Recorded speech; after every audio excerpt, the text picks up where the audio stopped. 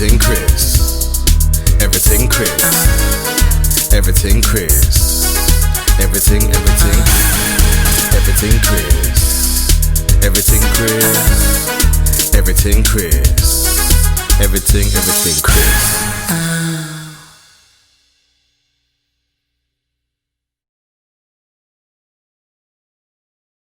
Have another question because I have a question. I got loads of questions. I Go have then. more. Go. Huh? It's your show. You go on. Turn, yeah. No. You go on because this next one's gonna be a bit off topic of Go on. that's Go why. on. Go on. Go on. No, it's gonna be off. So you go first. It'll No, be off you topic. go. You go. Come on. Go. Go. Yeah. Go. All right. I'm gonna say right. No, I was gonna ask you about your knowledge because you mentioned sports. What's Yeah. your knowledge of mental health in sports? What's your knowledge of mental health in sports like? What is it like? Do you know much about it? And if not, is it something you'd like to get into?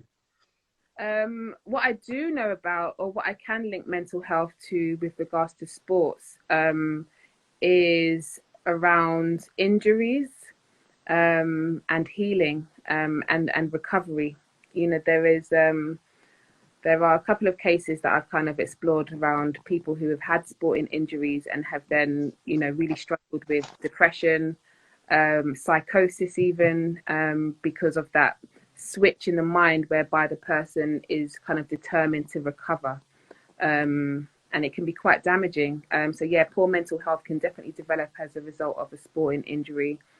Um, yeah, you know, the mind, you know, being an athlete is not just about the physical, is it? It's also about the mental.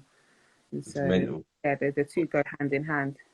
Most of it is mental. So yeah, they say 80% mental, 20% physical. You know what I mean? Yeah, So yeah, some of the greatest have had some injuries and never recovered, which is because they just thought about it too much. yeah. And you know what? It's interesting you asked that because the training that I deliver, we actually try and target spaces like sports areas, so football, basketball, spaces, especially with men, spaces where men tend to gather, especially because the suicide rates amongst men are a lot higher than women. So 75% high in relation to men. So we actually try and target men's male spaces to train them so that men are better positioned to spot the signs of poor mental health amongst within themselves and amongst their teammates. There, Um, yeah. there is a player you probably will connect with well on mental health. Is called Kofi Josephs.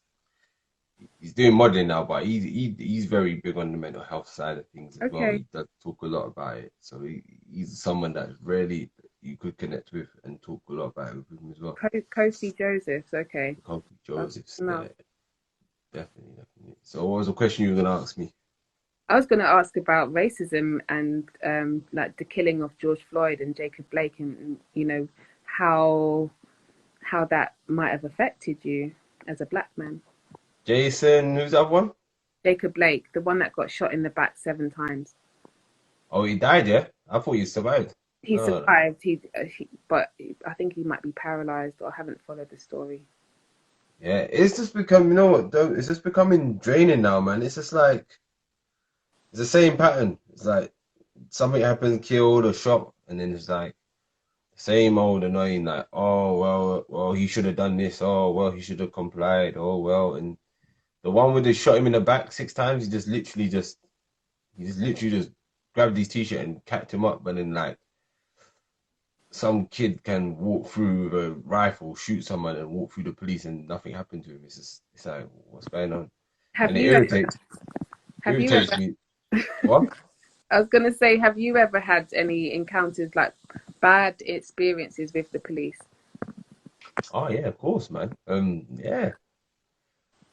You know what though? Mine never escalated that far to a point where they put me on the phone and drag me around. But it was annoying though. It's like they were stupid, petty ones.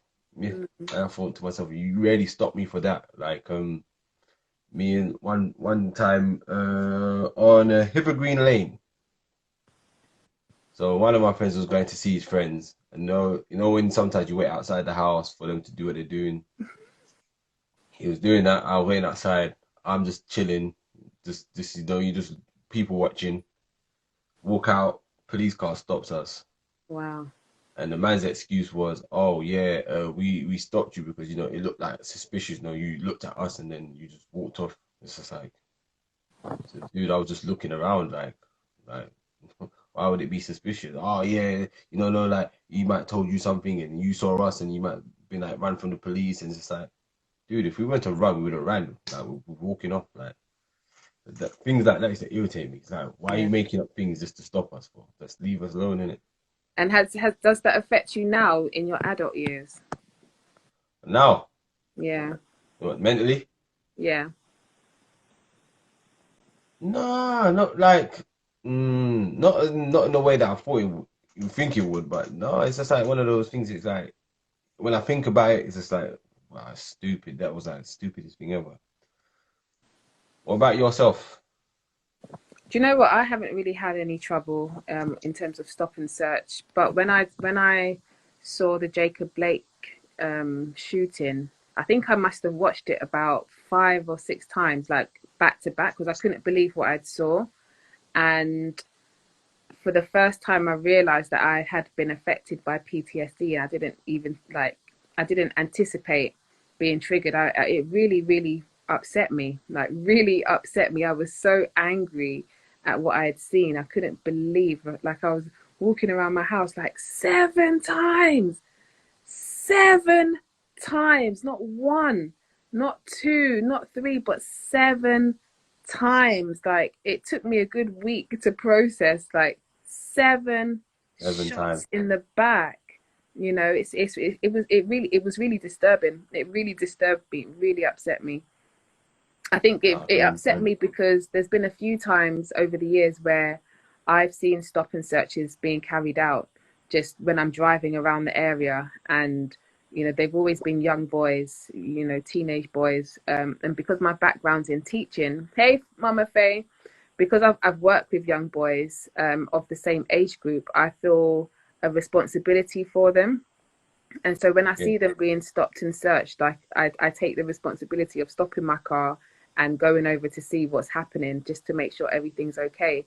And it's always an interesting experience, seeing the police and their behavior change when someone from the community kind of comes over and is trying to hold them accountable for their actions. And so I think because I do that, when I saw these shootings, I thought, wow, that could have been one of them. That could have been you. Do you know yeah, what I mean? I've known you all pretty much, I don't know, over 20 years. yeah.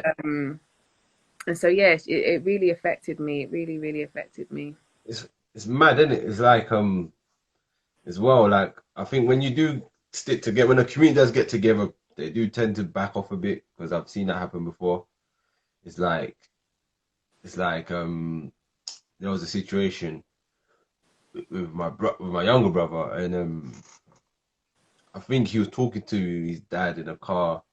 The police drove by, and he just moved his arm out of the way to let the police car go by because he was just trying to get across the road, innit? Got across the road, police come back, stopped him, tried to rough him up. But the whole community came by and said, "Yo, what are you stopping him for?"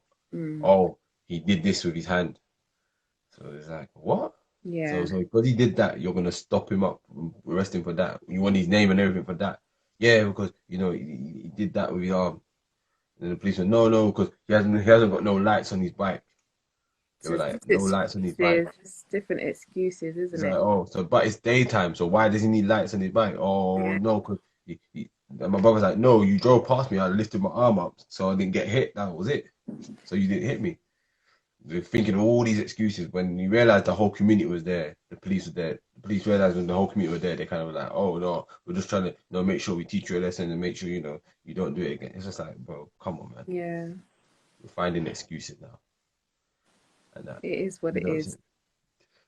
I know what annoys me. I want to get your view on this whole Wiley business. How he just got everything cancelled Do you know what? from what he said. I have to admit, like, I don't really follow like grime and Wiley, and it's not No, yeah, it's not my category. I saw a few posts like around him being cancelled, um, but I'd be lying if I said I'm in a position to really give an opinion on the whole yeah, situation because I haven't followed it. But I think I commend him for speaking his truth. I can do that much. I definitely commend him for speaking his truth. I'm an advocate of speaking truth. So I do find it mad. It's like a man can shoot someone, nothing happened, and then he just said something, and you want to just cancel him out for everything. because That was you know, the truth offends people in certain places, doesn't it? Whereas killing a black person is part of the agenda to depopularize, you know, the world. So yeah, we're at the bottom of the pyramid. So yeah, it is mad. It is mad. It is mad. So talking of your self-care, self-love, when did Everything, Chris. Everything,